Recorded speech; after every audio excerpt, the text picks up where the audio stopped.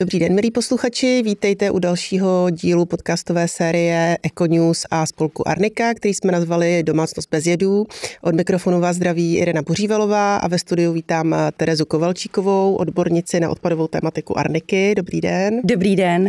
My jsme se tady v minulých dílech bavili hodně o toxických, jedovatých látkách, které jsou v domácnosti. Dneska to bude trošku o něčem jiném. Dneska se budeme bavit obecně o odpadech a jak s nimi nakládat, jak jsme na tom vlastně jako Češi s odpady.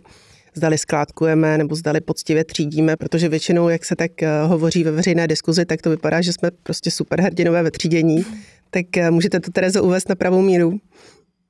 Tak já si myslím, že ano, třídit umíme docela dobře, ale pořád máme rezervy, třídí zhruba tak 3/4 domácností, jo, takže pořád 25% to neumí a jinak produkujeme zhruba okolo 500 kg odpadu na obyvatele za rok, s tím, že okolo 200 kg je to směsný komunální odpad, co končí v černé popelnici, a zhruba 300 kg vytřídíme do barevných kontejnerů.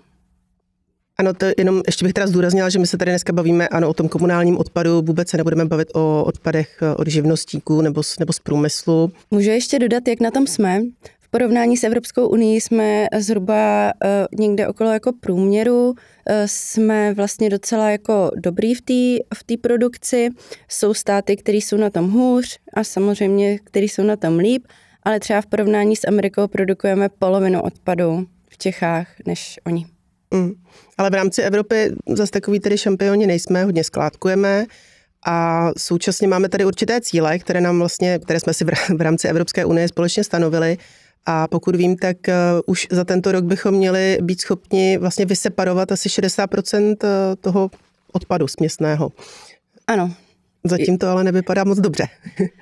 No, tak ono ještě je rozdíl mezi tříděním a recyklací, jo, takže my ty limity, které jsme si nastavili, máme v obou dvou jako kategoriích, jo, takže my potřebujeme jak ten odpad jako rozstřídit, tak skutečně ho využít. A to využití, ta recyklace, to se nám zatím moc nedaří. Čím myslíte, že je problém? Protože svozové firmy se často chlubí tím, že jako je tady velmi hustá síť, což nespochybňujeme asi, hustá síť těch různých kontejnerů, ať už teda na separovaný odpad nebo na ten směsný. Mm-hmm. No a může být třeba problém v označení těch obalů, že lidé opravdu tedy nechápou, co který ten materiál je, kam ho mají odložit? Já si myslím, že jde o to, že my dokážeme dobře jako vytřídit plasty, akorát, že oni jsou strašně lehký. Jo, takže odpad se počítá na kilogramy a my máme velké rezervy ve třídění bioodpadu. A ten bioodpad je zrovna těžký, protože obsahuje spoustu vody, takže kdybychom dokázali pohnout s tříděním bioodpadu, tak uděláme velmi výrazný jako pokrok v tom třídění. No. A potom vlastně statistika ukazuje, že nám obrovsky roste papírový odpad, protože, a je to v souvislosti vlastně s nárůstem e-komerce. No, že čím víc si necháváme posílat balíčků, tak tím víc vlastně papírových krabic vyhazujeme a když si všimnete, tak hodně papírový kontejnery na ulicích prostě přetejkají každý den. To myslím si všichni všímáme, zejména po vánočních svátcích je to teda až tragické, jak to vypadá. Je to i dílem, protože lidi vlastně často nerozkládají ty kartonové krabice. To by bylo možná fajn, kdyby tady zaznělo, že jakmile hodíte jednu velkou krabici od televizoru do kontejneru, tak máte z poloviny plný kontejner. Jo, jako existují návody, že si máte brát jako nožík sebou ke kontejneru, což mi přijde zbytečný. Ta krabice se dá úplně snadno rozšlapat. Jo, nepotřebujete mít na to nějakou zvlášť sílu ani nástroje. Úplně obyčejně to rozdupete u kontejneru a můžete to tam hodit. A můžete se na tom ještě vyventilovat, že? Nebo se to dá, my máme relativně blízko bydliště prodejnu, která ty krabice bere a posílá to dál, tak to si myslím, že je taky jako skvělý způsob, i když uznávám, že už je to poněkud jako složitější možná. Maličko, ale je skvělá aplikace, která se jmenuje Kam s ním a vy tam můžete právě zadat nebo dotaz, že chcete někam posunout právě také cirkulární obaly nebo cirkulární materiály, to tam nazývají tu kategorii a můžete si to rozkliknout a tam uvidíte, které obchody berou třeba kartonové krabice anebo třeba i plastové nebo papírové výplně z těch krabic. Takže vy ve svém blízkém okolí můžete najít e-shop nebo prodejnu, která to znova použije a vlastně nemusíte to hodit do recyklačního procesu, aby se z krabice vyrobila krabice. Ušetří se tím spousta energie. A teď vlastně máme i nařízení o obalech a obalovém odpadu, které v podstatě jakoby určuje i to, jak volná plocha by měla být v těch krabicích. Takže se bude i omezovat postupem času. Nečekáme, že to bude z roku na rok, ale bude se asi i omezovat ten volný prostor, který vlastně se převáží jako zbytečný vzduch v těch kamionech. Bylo by to fajn, ale bude tam těžká jako kontrola tady tohohle nařízení. Tak budou muset spotřebitelé si prostě fotit a posílat to do nějakých soutěží o nejabsurdnější obal. Vy jste zmínila ten bioodpad.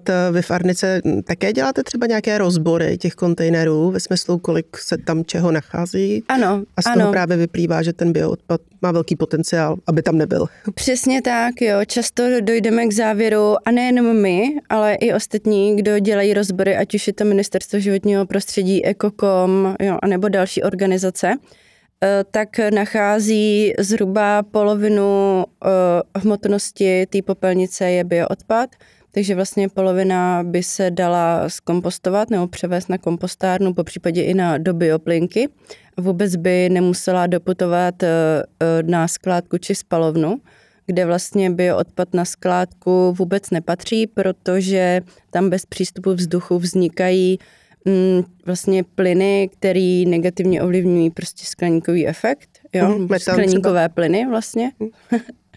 Tak metan to bude třeba? Ano, jo, takže je to vlastně nevhodný materiál k uložení na skládku a ve spalovně zase blbě hoří, takže se musí přidávat nejpravděpodobněji plasty, z kterých mají vyšší výhřevnost, jo, tak aby vlastně vůbec to pálení nějak jako fungovalo.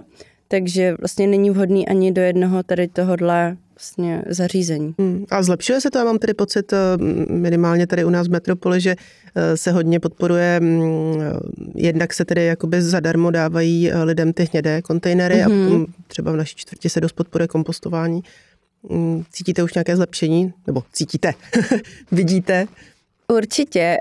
Ty vlastně města a obce si uvědomují, že musí s tím něco udělat, takže se podporuje jakoby sběr bioodpadu.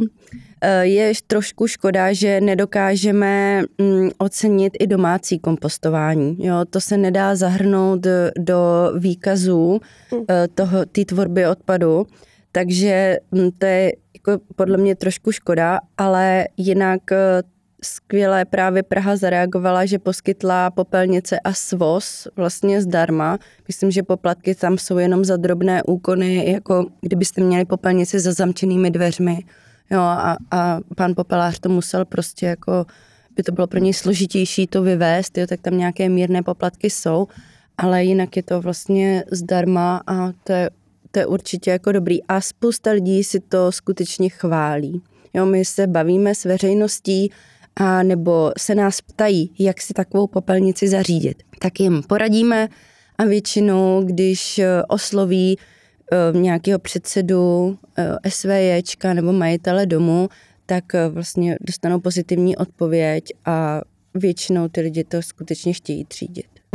Tam akorát bývá občas hokej v tom, že, jestli jsem to správně pochopila, tak ne každá kompostárna bere identický odpad, že někdy jako jsem zaznamenala nějaké debaty, že někdy berou třeba skořápky odvést a možná i živočišné zbytky, někde naopak prostě absolutně ne. Někde tolerují nějaký ten sáček, tak možná by bylo pak dobré to sjednotit, ale otázka, jestli to je vůbec možné, protože ty provozovatelé těch kompostáren mají asi každý trochu jiný systém nebo zařízení. Je to vlastně napříč tím odpadem. Jo, vždycky je důležité přečíst si informace přímo na kontejneru, co tam patří, kam se to vlastně sváží, jo, protože může to jít do kompostárny, ale může to jít třeba do bioplynky. Do té bioplynky právě můžeme odnést nebo svést gastroodpad, který obsahuje i živočišné produkty, což právě na běžnou kompostárnu většinou nejde. Co ještě dalšího se tam nachází v těch směsných kontejnerech za materiály, které by se tam nacházet nemusely? Tak pak to jsou určitě i další klasické, co známe. Jo, ať je to sklo, papír nebo plast, ale končí tam ještě i textilie například a nakonec z toho odpadu, který tam by měl jako zůstat, jo, což jsou nějaké, říká se tomu třeba drobný spalitelný odpad, jsou to posmrkaný kapesníky, jo, a podobně. To nepatří do kontejneru na papír, protože to je považovaný za v podstatě infekční odpad, jo, a potom i jako nerozeznatelné, jo, věci, tak to tam je třeba zhruba ve 20-30% obsahu té popelnice. Takže kdyby jsme jako opravdu pěkně vytřídili všechno, tak místo 3 kontejnerů nám na ulici může stát 1. Je to pravda. Na druhou stranu třeba Praha se právě vydává tou cestou, že kovy třídí zvlášť. Teď vlastně se jako hodně o tom diskutovalo, že svozové firmy apelují na to, aby obce v podstatě si pořizovaly ty multikomoditní kontejnery, kam se může házet plast, tetrapak i plechovky. To je teda rada jakoby svozových firm. Druhá věc je to, že ty třídící linky to asi v tuto chvíli, protože jsou manuální, jako nezvládnou úplně pojmout a vytřídit. Ale chtěla jsem říct, že v Praze se ty kovy vlastně třídí zvlášť, což já třeba osobně považuji malinko za problém, protože už těch nádob, kolik má mít člověk do doma, aby něco vytřídil, je prostě hrozně moc a já už regulérně jako na to nemám místo. V podstatě, že jo, sklo, papír, všechno. To úplně chápu, vlastně je to taková jakoby přenesená zodpovědnost na toho spotřebitele a je to škoda, že v Praze ty kovy zůstaly zvlášť, protože těch kontejnerů je málo. Jo, je opravdu, musíte si dát práci, abyste ho našla. Není v každém takzvaném třídícím hnízdě, jo.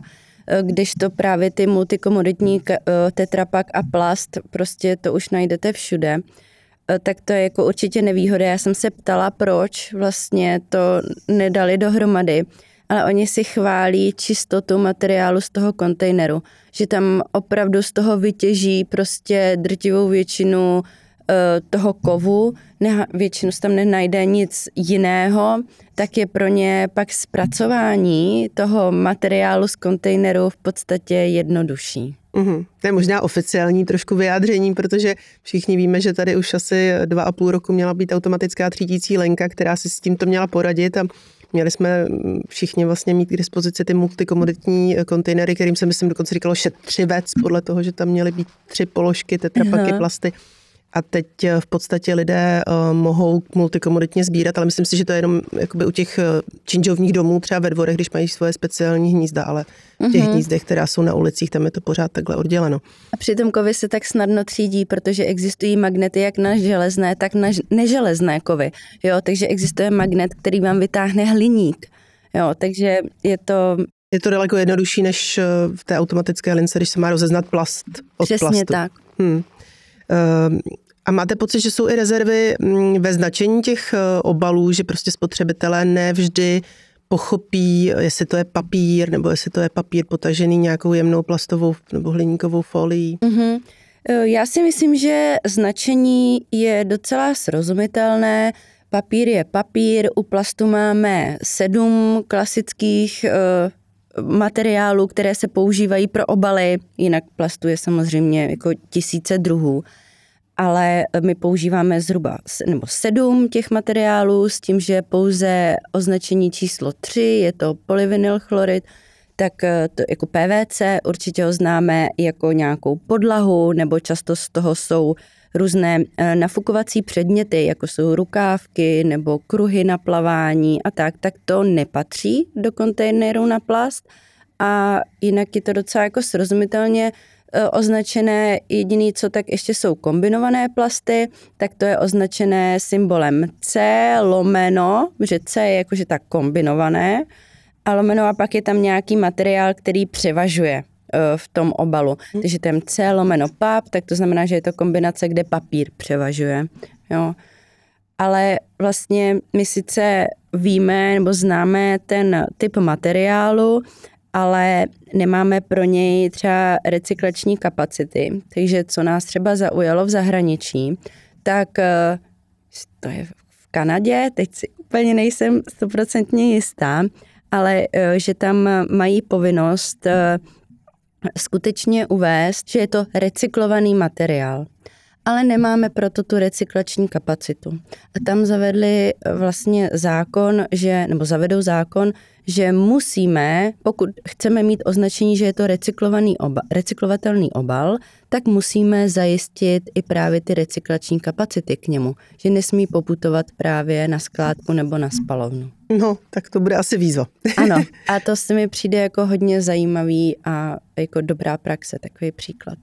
Vy jste mi říkala, ještě než jsme začali natáčet, že docela dobře se recyklují i ty tetrapaky, což jsou tedy vlastně papírové, kartonové obaly například na mléko. Jo, oni to teda odpadáři úplně moc jako nemají rádi, ale existují technologie, které tady tenhle kombinovaný materiál dokáží zpracovat. Často se to nadrtí a používá se to jako třeba izolace, jak tepelná, tak i zvuková. Mně přijde třeba zajímavé sledovat, jak se s tím poradí výrobci granulí, protože mám pocit, že máme doma teda čtyřnohého přítele a mám pocit, že jako tam je to nějak velmi náročné vzdát se těch obalů, které jsou vlastně papírové a protože ne asi nějakou hliníkovou vrstvou nebo jsou prostě kompozitní, no. Tak nevím, jestli vás napadne ještě nějaká takováhle výzva. Jo, je to tak, akorát, že my vlastně umíme docela i dobře jako recyklovat v podstatě mechanicky. Jo, ty obaly se rozemelou a pomocí třeba vody anebo i třeba větru, že se jako vyfukujou lehké částice, těžké zůstávají na páse, nebo naopak ve vodě, když se to namočí, tak taky některé materiály prostě klesnou na dno, některé vystoupají nahoru, takže my dokážeme jako spoustu takhle těch materiálů i rozlišit, i třeba plast od plastu. Když jsme u těch obalů, se kterými si třeba spotřebitelé nevědí úplně rady, tak v tomto kontextu mě napadají ty teď často citované bioplasty, které v podstatě navenek se tváří jako plastová nebo mikrotenový sáček nebo plastová taška, ale v podstatě se v přírodě mají rozkládat. Co je největší problém u bioplastů? Že právě je na recyklačních linkách nedokážou rozlišit od ostatních. Takže ten pracovník na té lince prostě nemá čas na to zkoumat třeba ten recyklační symbol, jo, nebo už je smazaný nebo nějak potrhaný, takže je pro ně velmi složité rozeznat, co skutečně bioplast je a co není. A nemají to moc rádi ani kompostárny, protože bioplast potřebuje delší dobu ve vysoké teplotě, aby se rozpadl oproti běžnému bioodpadu. Jo, takže oni by museli vynakládat mnohem víc energie a času na to, aby rozložili ten bioplast a na to prostě nejsou stavění. Jo, tak to je vlastně jakoby potíž. Jako výhoda toho bioplastu je, že to není ropný produkt.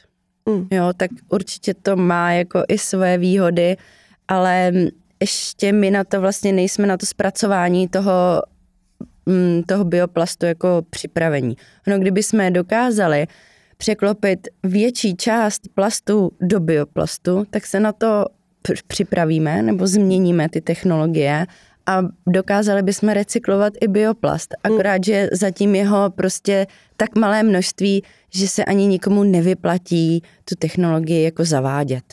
A když páchá vlastně neplechu jakoby jednak ve žlutých kontejnerech a jednak v těch kompostárnách, tak nemělo by to být na českém trhu nějak v podstatě omezeno, když na to tady nemáme ani ty kapacity, které by to zpracovaly a ani ty pracovníky, kteří by to uměli vizuálně rozlišit?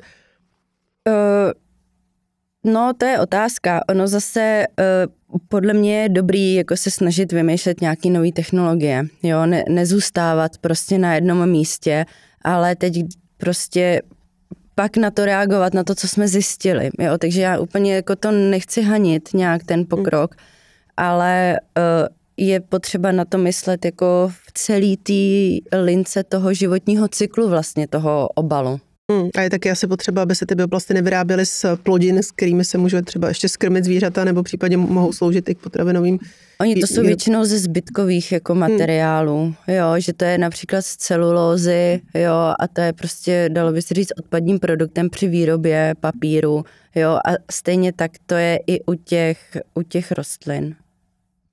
Co teď v kontejnerech, pobavili jsme se o bioplastech, co teď v kontejnerech dalšího páchá nějakou neplechu? Zmiňovali jsme, než jsme natáčeli elektronické cigarety, tak to je asi takový trend současnosti. Jo, to určitě. Jsem ráda, že to tady zmíníme, protože spousta lidí si neuvědomuje, že ta elektronická cigareta prostě obsahuje baterii. Jo, a je velká škoda vyhazovat baterii jen tak do směsi. Za prvý i kvůli jako nebezpečí nějakého úniku látek, ale prostě je to zdroj surovin, který se dá prostě velmi dobře jako zrecyklovat opět do nového výrobku, opět do nové baterie. A je blbý, že ty výrobci vyrábí ty cigarety jako jednorázový. Jsou určitě na trhu i dobíjecí, ale tam ten spotřebitel jako líp vnímá, že to je elektronika z baterií a když to bude chtít vyhodit, tak se tam sepne, že je to elektronika a vyhodí to do červeného kontejneru. Ale ty jednorázový často končí i jen tak jako pohozené v přírodě, stejně tak, jak lidi zahazují plastové nedopalky, tak takhle zahodí i tu elektrickou cigaretu. A my jsou v tom třeba i vlastně vzácné kovy, že jo, o kterých teď hodně se bavíme třeba v souvislosti s elektromobilitou, ale musíme si uvědomit, že obsahují nejen třeba naše telefony, ale v podstatě i ty cigarety. Jo, já už přesně nevím, kolik to bylo v poměru, ale prostě nějaký nízký jako jednotky nebo nízký desítky cigaret vlastně jsou stejný jako baterka do mobilu. Jo, že prostě 10 cigaret vynahradí jako jeden mobil, jo. Takže tam je opravdu jako velký plýtvání tady tohohle materiálu. Když hovoříte o plýtvání, tak jsem se vás ještě chtěla zeptat k závěru, co můžeme všechno vlastně v domácnosti udělat pro to, abychom snížili v tom běžném životě plýtvání. Nechci, aby to celé tady dneska vyznělo, že ta odpovědnost jenom na spotřebitelích určitě je, ale zase za spoustu věcí mohou i výrobci a firmy a korporace, ale tohle je jedna z věcí, kterou třeba můžeme pozitivně ovlivnit. Tak co byste nám dala za tipy? Určitě, jinak my jako spotřebitelé máme velkou sílu. My svýma penězma umíme určitě jakoby změnit nabídku, kterou nám firmy dávají. Takže to určitě jako zvládneme to hodně.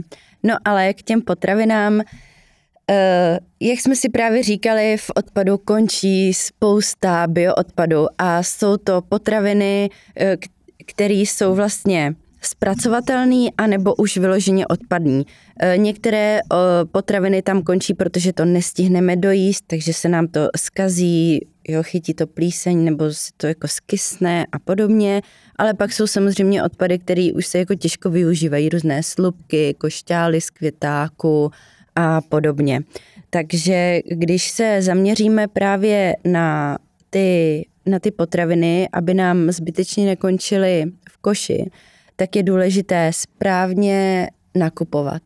Jo, nepřehánět to v akcích, zamyslet se, co skutečně spotřebujeme, nejlépe napsat si nějaký jídelníček a nakoupit podle něj na nějakou určitou dobu, a nebo když třeba nestíháme a jdeme nakoupit, tak si vyfotit lednici nebo špajsku, aby jsme věděli, co už doma máme, aby jsme pak v obchodě nakoupili už jenom to, co skutečně potřebujeme. Pak je důležitým krokem ty potraviny správně skladovat, že samozřejmě do lednice patří spousta věcí, ale například rajčata nebo exotický ovoce bychom tam dávat vůbec nemuseli. A nebo třeba pomocí mrazáku si uchováváme nějaké potraviny. Určitě to není dobré jako přehánět, ty potraviny tam vydrží prostě jenom několik měsíců, protože vlastně zmražení například masa, tak tam nedojde k úplné jako zastavení těch procesů, ale vlastně zpomalí se žluknutí tuku, jo, ale prostě za půl roku nebo do půl roku je potřeba stejně to maso zpracovat. Takže můžeme takhle i zamražovat nebo zavařovat, tím si uděláme i nějaké třeba vlastní zásoby, anebo si prostě to jídlo nespracované zase pošetříme na další dobu. A Určitě je fajn třeba taková organizace Zachraň jídlo, která inspiruje lidi k tomu, jak ještě víc jako vytěžit z těch potravin, aby jsme třeba z tvrdlý chleba z něj udělali strouhanku například, nebo využili ještě šlupky z mrkve nebo z jiné zeleniny na uvaření vývaru. Já to třeba dělám moc ráda.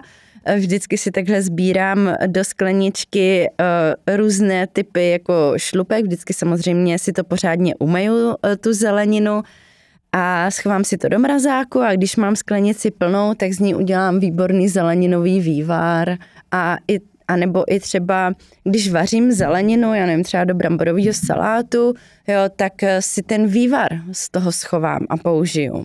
Jo, takže i tohle jako pomůže k tomu, aby jsme snížili ten potravinový odpad.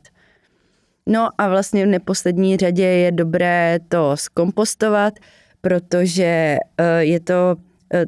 protože vracíme vlastně ty živiny, vrátíme zpátky do půdy, ze který čerpáme, a třeba v Česku řešíme bioodpad nejenom z pohledu odpadů, ale řeší to i ministerstvo zemědělství, protože nám degraduje půda tím intenzivním zemědělstvím a už nemá v sobě tu humusovou složku, která nejenom dodává živiny, ale třeba pomáhá i udržovat vodu v zemině, a nebo i květiny nebo rostliny jsou odolnější, například vůči plísním a podobně. Určitě. Takže když máme vlastní zahrádku, tak můžeme takhle využít i. Určitě. Já třeba kompostuju doma pomocí žížal, máme vermikompostér a ten humus vzniklý používáme buď k normálně pokojovým rostlinám, anebo to pak donesu i jen tak ke keři prostě jako na ulici. Nikdo se na vás přitom divně nekouká. Ne, naopak, někdy, když se jako zeptají, tak já jim to řeknu, co přesně dělám. A oni, to je super, no a ty rostlinky, oni tak vypadají smutně, jo, a tak. Takže vlastně lidi to jako inspiruje pozitivně. Paráda. Tak to asi dneska i pozitivně uzavřeme. Moc krát děkuji za zajímavé povídání. Pokud máte zájem, pusťte si i další díly našich společných podcastů Domácnost bez jedu. Naslyšenou. Naslyšenou.